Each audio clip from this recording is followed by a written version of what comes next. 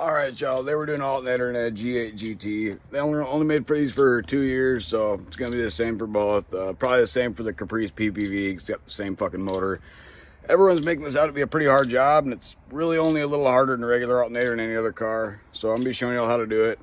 Folks are saying it's kind of a pain in the ass. Got to take the banjo bolt off of the power steering, and you got to re-bleed all that. And it ain't really just true. And I ain't really seen all that many good videos, provided I didn't really look that hard. I only saw a couple doing this, and most of them were not that great. I'm going to be getting right to it, y'all. This will be like a 3-minute video. Hopefully y'all see this when you need to. And you'll get your alternator switched out, no problem.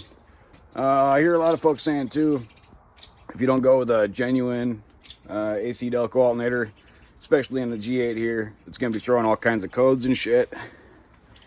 And I'm with that, because usually when you buy cheap parts, shit doesn't go well, especially nowadays. The quality's way down. So I'm actually going to be getting this one rebuilt at a local joint. It might be a little hard for you to find someone to rebuild your alternator, depending where you live, but I found a place about 20 minutes south of me. I'm going to be bringing it there tomorrow after I pull it out here. And I'll do a follow-up video, or maybe at the end of this video, just showing y'all how that goes. I hear their work's quality, so we'll see. Let's get to it. Alright, I've got all the bolts I took out for the first step to get the power steering bracket just in their holes, but they're removed. They're just sitting there loose so you can see what I took out. Now, this car unfortunately has one of these dog shit K&Ns that eat your engine if you live on a gravel road. I'll be swapping that out for stock soon. So it's going to be a little different for you. Just pull your intake off here. And then it's going to be 15 and 13 millimeter thus far. We've got this one right here, 15. This one right here, 15 also. This one down here, it's going to be a 15. And then down here as well, and that's also going to be a 15. And then you've got a sneaky little 13 hiding behind the power steering pulley here.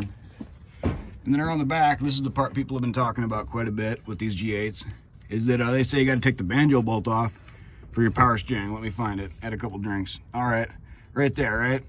You don't got to take that off. You use the right socket combo. Let me show you. You're just going to need a 3-inch extension on your 3/8 and a short 15. Still might make it a little easier. And that's the one right there that everyone was talking you're going to have to take your banjo bolt off to get to. And if you use this socket combo, you'll be able to get it off. And it'll also, actually, handily enough, it'll be a captive bolt now because it's hitting your power steering line. You can't get it out. Good shit. Now, once I get this actual alternator off here, oh, forgot one thing. Pop your power steering reservoir off. You're not going to be able to get to the bolt, take the bracket off unless you take this off. Just take this off, and you'll be able to pull your whole power steering assembly out of the way enough to get to the alternator. Now I'll be cutting back to y'all when I got the alternator off, show you how to do that. Well, that was a whole lot easier than I thought. Alternator is just about out. Only thing that's holding on there now is the electrical connection on the back, which you're going to have to finagle your arm down there to get. Sorry I can't really show you, but you'll figure it out. It is a 12 millimeter down there for the electrical connection to the alternator.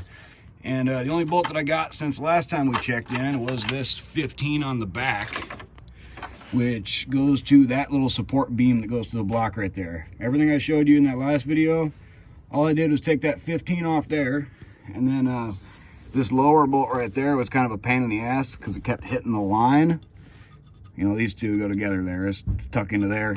Then I had to hammer and chisel the alternator off a little bit. Be careful with that, obviously. You don't want to be breaking your brackets and whatnot. When you yank this out, show y'all now. All right, y'all, easy money. Honestly, the hardest part of that whole job was pulling the alternator out of this little gap with the power steering pump in the way.